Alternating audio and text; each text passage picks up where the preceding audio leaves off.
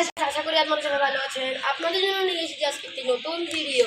তো গাইস, আজকে আমরা নানু বাসায় আসছি। তো গাইস, আপনাদেরকে আমি আমার নানু বাসার সুন্দর সুন্দর ভিউগুলো দেখাবো। তো গাইস, আপনারা দেখতেই পাচ্ছেন আমার পিছনে সুন্দর সুন্দর ফুল রয়েছে।